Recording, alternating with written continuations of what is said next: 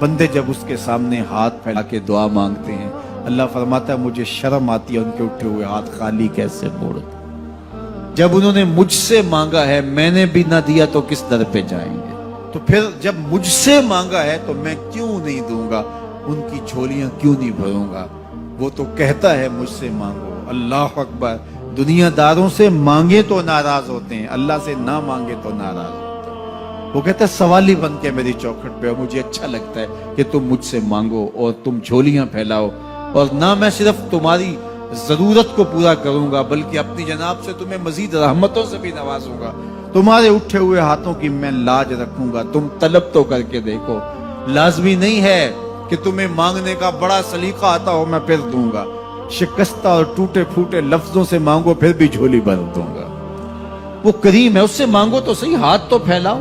جس زبان میں مانگنا آتا ہے مانگو، عربی میں مانگو، ہندی میں مانگو، سندھی میں مانگو، پنجابی میں مانگو، نظم میں مانگو، نثر میں مانگو، اقبال کے لہجے میں مانگو، رومی کی طرز پہ مانگو، سادی کے انداز میں مانگو۔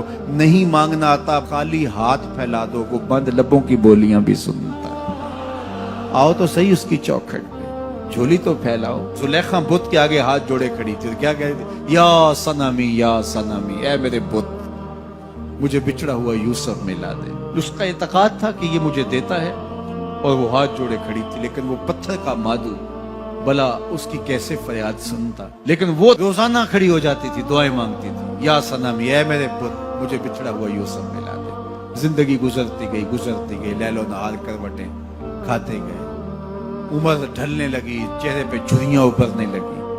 وہ روزانہ سر شام ہاتھ جوڑتی اور بیٹھ جاتی، لیکن کوئی جواب نہ آتا۔ ایک دن رات کا پچھلا پہر تھا، یا صنمی کا وظیفہ چل رہا تھا، نیند کا جھٹکا آیا، زبان بل کھا گئے، کہا یا سمادی۔ آواز آئی جبریل جا یوسف کے گھوڑے کا رخ موڑ دے، بچھڑی ہوئی کو یوسف ملا دے۔ مالک اس نے تجھے تو نہیں پکارا، یہ تو بت کو پکار رہی ہے۔ وہ تو زبان بل کھا گئی اور یا صنمی کے بجائے یا سمادی کے لفظ آگے، کہا جانتا ہوں۔ لیکن اتنا عرصہ ہوا بت کو پکارتے ہو، اس نے کوئی جواب نہیں دیا۔ آج اس کے لبوں پہ میرا نام تو آیا ہے، جیسے بھی آیا ہے۔ اگر میں نے بھی نہ دیا، میرے اور بت میں فرق کیا ہوا؟ جا بچھڑی کو یوسف ملا دے۔ کوئی مانگے تو صحیح، کوئی ہاتھ تو پھیلائے۔ ہم تو مائل بکرم ہیں، کوئی سائل ہی نہیں۔ ہم تو مائل بکرم ہیں، کوئی سائل ہی نہیں۔ راہ دکھلائیں کسے، راہ رب منزل ہی نہیں۔ جلوائے طور تو موجود ہے، کوئی موسیٰ ہی نہیں۔ کوئی ہاتھ تو پھیلائے، کوئی جھولی تو پھیلائے، کوئی مانگے تو صحیح۔ دنیا والوں سے مانگیں تو ناراض ہوتے ہیں، اللہ سے نہ مانگیں تو ناراض ہوتے ہیں۔ دنیا والوں سے مانگنا ہو تو وقت دیکھنا پڑتا ہے۔ اب تو صاحب سو رہے ہوں گے، اب تو ناشتے کا وقت ہے، اب تو دفتر کی مصروفیت کا وقت ہے، فراغت کے لمحے ہوں گے تو بات کریں گے۔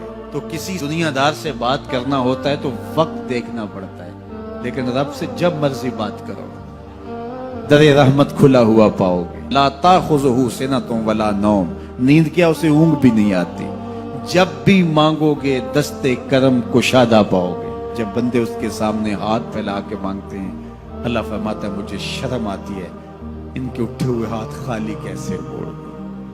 تو ہم بھی اللہ کے حضور دعائیں کرتے ہیں، اگر کسی کو وہاں جانا نصیب ہو تو وہ تو قبولیت کے بہترین لمحے ہیں، اور اگر نصیب نہیں بھی ہوتا تو 9 ذی الحج کو ہم یہی کھڑے ہو کے کہتے ہیں مالک وہاں تو آ نہیں سکے، یہاں تو کھڑے ہیں، میرے مالک تو کرم فرما دے اور ہمارے صغائر کبائر سارے معاف فرما دے۔